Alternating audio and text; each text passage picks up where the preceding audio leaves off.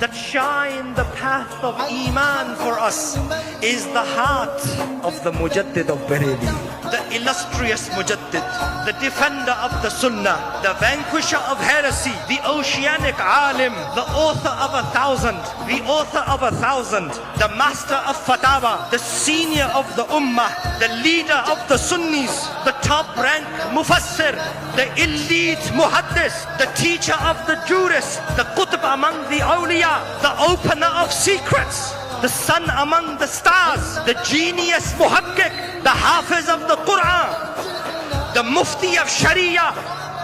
the arif of haqiqah, the pride of Bareilly, the scholar of the century, Ala Hazrat, Azimul Martabat, Rafi'ul Darajat, Kushta-e Ishq o Muhabbat, Hami-e Sunnat, Mahi-e Bid'at, Qat-e Najdiyat o Rafiziyat o Tafziliyat o Nasb o Khuruj,